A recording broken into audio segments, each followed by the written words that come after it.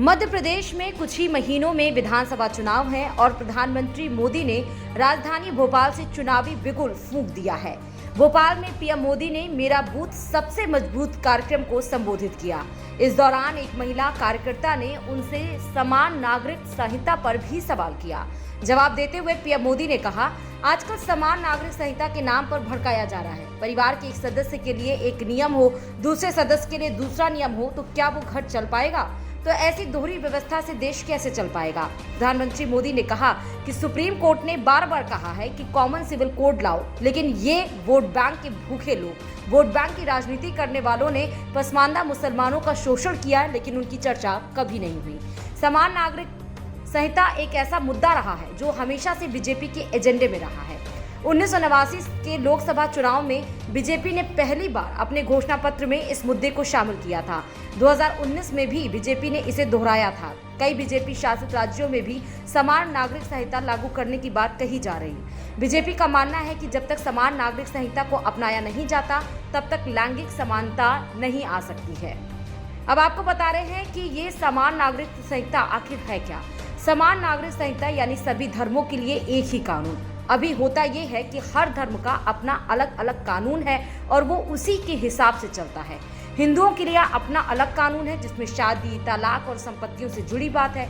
मुस्लिमों का अलग पर्सनल लॉ है और ईसाइयों को अपना अलग पर्सनल लॉ। समान नागरिक संहिता को अगर लागू किया जाता है तो सभी धर्मों के लिए फिर एक ही कानून हो जाएगा। मतलब जो कानून हिंदुओं के लिए होगा वही कानून मुस्लिमों और ईसाई पर भी लागू होगा। अभी हिंदू बिना तलाक के दूसरी शादी नहीं कर सकते, जबकि मुस्लिमों को 3 शादी करने की इजाजत है। समान नागरिक संहिता आने के बाद सभी पर एक ही कानून होगा, चाहे वो किसी भी धर्म, जाति या मजहब का ही क्यों ना हो। फिर इसमें चुनौतियां भी कई हैं, वो आपको बताते हैं।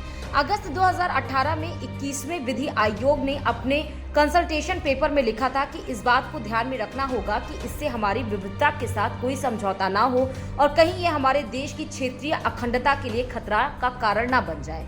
समान नागरिक संहिता का प्रभावी अर्थ शादी, तलाक, गोद लेने, उत्तराधिकारी और संपत्ति का अधिकार से जुड़े कानूनों को सुव्यवस्थित करना होगा। 21वें विधि आयोग ने कहा था कि इसके लिए देश भर में संस्कृति और धर्म के अलग अलग पहलुओं पर गौर करने की जरूरत होगी।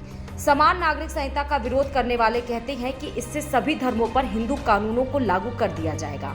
विरोध करने वाले ये भी कहते हैं कि इससे अनुच्छेद 25 के तहत मिले अधिकारों का उल्लंघन होगा। अनुच्छेद 25 धार्मिक स्वतंत्रता का अधिकार देता है। समान नागरिक संहिता का सबसे ज्यादा विरोध मुस्लिम पर्सनल लॉ बोर्ड करता है। उसका कहना है कि इससे समानता नहीं आएगी, बल्कि इसे सब पर थोप दिया जाएगा। फिर इसका समाधान क्या है, वो आपको बताते हैं। 2018 में विधि आयोग ने अपनी रिपोर्ट में कहा था कि समान नागरिक संहिता पर कोई आम सहमति नहीं होने के कारण पर्सनल लॉ में ही थोड़े सुधार करने की जरूरत है। आयोग ने कहा था कि इस बात का ध्यान रखा जाना चाहिए कि पर्सनल लॉ की आड़ में मौलिक अधिकारों का हनन तो नहीं हो रहा और इसे दूर करने के लिए कानूनों में बदलाव करना चाहिए। Bureau report, Dainik Bhaskar.